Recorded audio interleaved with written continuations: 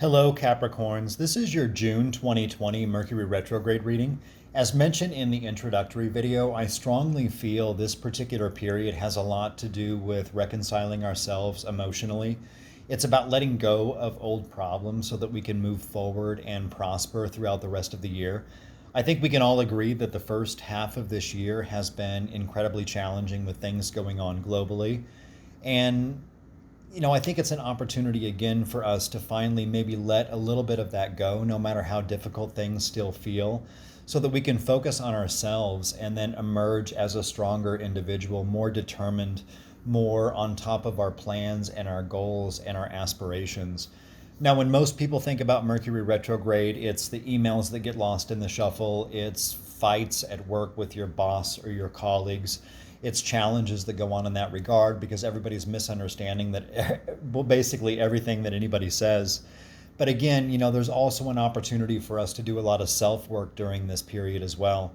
So I'm going to lay down some cards for this. This won't be a predictive type reading. It's more of a reading to kind of help us navigate through this particular period so that we can come out feeling fresher and more renewed. And I'm going to use this deck for you guys. This is my Under the Roses Lenormand deck. I really like the imagery on it. It's a little bit more on the hazy side, but to me it really, really stands out. So let me just shuffle these up here a little bit. One thing to note about me is I'm not the type to read things traditionally. I believe anybody who works in this field or dabbles in this type of stuff, you really need to develop a method that works best for you. Saying that you can only do things basically A, B, C, 1, 2, 3, in my opinion, is really, really counterintuitive because everybody has to learn how to trust their own feelings, trust their own gut, trust those intuitive feelings that you get that come into you, and then you build around it. So there's a good chance I'm going to change some definitions around here from what's considered normal. But again, this is all built around releasing a lot of old emotions and getting ourselves renewed for the rest of the year. Now, what comes out here first is the moon, the cross, and the bouquet. The moon is all about our emotions. Sometimes it's about our reputation. Sometimes it's about various levels of creativity that we have in our lives. And then we have the cross. In some decks, the cross is sort of a blessing in disguise or some type of karmic thing or some divine intervention. That's not stuff that I really honestly give a whole lot of credence to. But in this particular deck, the cross is not something that I would consider positive. It's dark, it's ugly, there's a lot of, nasty energy that's coming up out of it. So I would see this as a lot of burdens. And then we have the bouquet here on the end. The bouquet has a lot to do with, well, sometimes it's about dating, sometimes it's about invitations to places, sometimes it's about our own self-image, how we view ourselves. So let's look at let's do a column here as well. Now, when we see a ship up here at the top, sometimes the ship is about, well, sometimes it's just a boat, but a lot of times it's a movement card. It means that there's a journey we're going to go on. It's something that we're going to travel toward. And then, of course, we see the cross, and then we see the clover down here at the bottom. The clover is a quick moving card. It brings a lot of good luck. It's a lot of short-term luck. It's basically things that are sort of unexpected in a really, really positive way. So when we look at these three together, that's basically saying we're going to go on this journey. We're going to deal with all these burdens, but we're going to get through it quickly and we're going to feel a little bit better. And when you look at it going from left to right, we have our emotions that are currently challenged, but we're going to focus on getting ourselves back into a better place where we feel really good about who we are. Now I'm going to go ahead and lay down four more. I first learned about this particular reading style from Layla, the Lenormand reader. I like this layout. Now, her and I do read differently, but again, I think that's okay. I think everyone has to do things in a way that makes the most sense to them. So when we look at this box, we have the stars. Now, the stars oftentimes sometimes it means things happening at night. But in this particular instance, I think it has a lot to do with our plans, our goals, our aspirations, things that we're working toward, things that we want to bring to fruition in our lives. And then we see the journal. The journal is the book card. Sometimes that's about secrets, it's about things that we've hidden away, things that have been challenging us that we haven't really faced or really had time to sort of dive into and look at. And then down here we have the snake. The snake is, well, sometimes in relationship readings it means the other person who's jumping in and messing with your relationship. So in that instance it's definitely not a good card. But a lot of times it also means deceitful behavior, challenging behavior. Think of a snake. The snake sort of slithers in, it can bite away at you and create a lot of challenges in your life. And then we have the tower over here. In this particular deck, it's the clock tower. So instead of seeing it as like a building or an institution or things of that nature, I would see it as more of something to do with sort of, I guess, basically the time it takes to get through all of this. So when we put all of those together, we have the stars, the book, the snake, and the time. So it's very, very possible that you've had all of these different types of goals, all these different types of plans, all these things that you've wanted to do. They could be jumbled up in your head a little bit. They could be creating some emotional challenges with the moon and the cross here. And then it's coming back to bite you because you may feel like you're running out of time to get everything done. Again, this is not really a predictive reading, but that's a very clear box to me.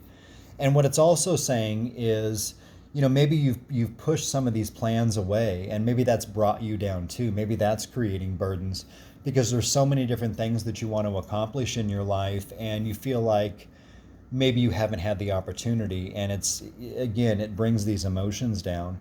And once those emotions come down is when the snake comes in and bites you. It'll eat away at you. It'll make you feel like your priorities are all out of whack, like you can't really go through and accomplish anything. And then, of course, when we start looking at time aspects, that creates a little bit of anxiety too. So let's look at some of the other diagonals in here as well. We'll look at the stars as our plans. We see that with the cross and the snake. That's basically saying, our plans, our aspirations, our goals, are the things that we want to do, or maybe even some sort of emotional type endeavor with the moon and the stars together. There's burdens. We're getting bit over it. We're not having the opportunity to get things done the way we want them to. And then we also have the book, the cross, and the tower.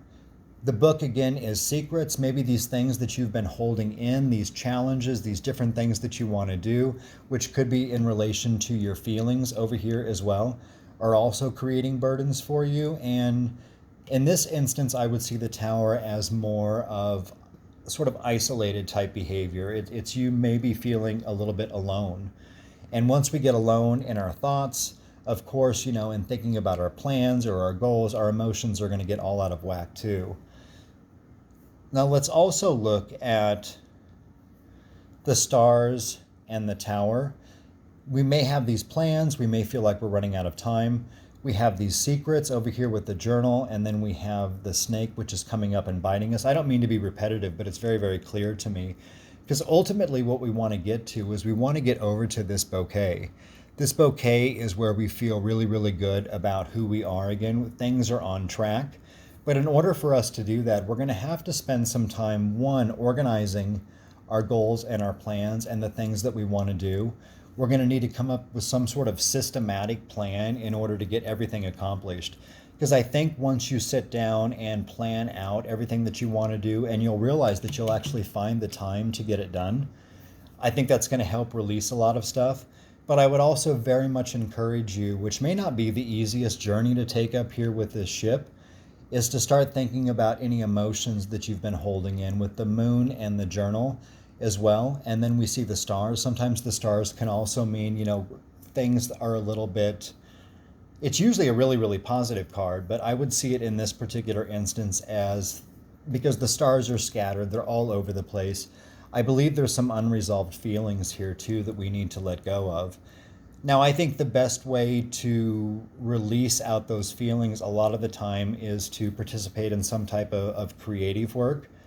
But if that's not really your thing, I really, again, feel that focusing in a little bit more on creating a plan for yourself for the rest of the year and then executing on that plan is going to help you move through this. It's going to get you through all of these burdens.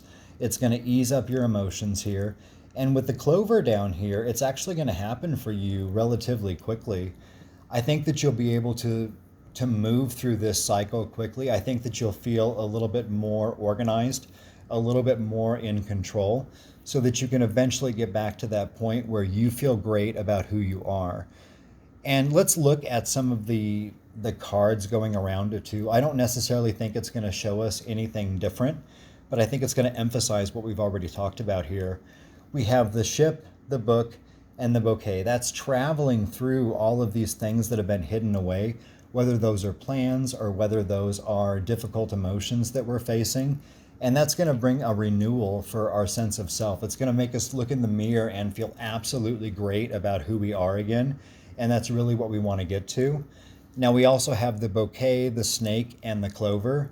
That's basically saying, it's not going to happen. It'll happen quickly, but it's not going to happen overnight. Because as you go through this journey here, the snake's still going to come up and bite you sometimes. When it does, you just have to ignore it. You have to let it go. You have to realize that, what, this is probably going to happen, but I'm not going to let it get me down. I'm going to stick to my plans. I'm going to stick to my goals. I'm going to put myself first under every no matter what. And then I'm going to experience this luck down here quickly. Now, we also have the clover, the tower, and the moon, basically saying in order to reach this level of luck, we have to focus on the time it's going to take for us to achieve all of these plans. And that's going to help bring some emotional balance back into our lives. Because with the moon and stars together, that's feeling solid emotionally about all the different things that you want to do in your life. And then, of course, which I probably should have looked at this one first, we have the moon, the stars, and the ship. But that could also be seen as sort of an end goal type too. These are our creative endeavors. This is our reputation. These are our emotions. The stars saying we know what plans we have now, and we're going to take a journey, and we're going to start getting everything done. So spend some time during this Mercury retrograde period, 1, getting yourself organized, 2, working through some difficult feelings and difficult emotions and then letting them go. Don't get upset when the snake comes in and bites away at you, because you're going to be able to move through these burdens quickly and eventually get to a point where you experience some good luck and you'll feel great about yourself again. Now, if there's anything else in here that you saw that perhaps I missed, please feel free to leave a comment. But I do hope that you found this helpful, and I wish you all the best during this particular Mercury retrograde cycle.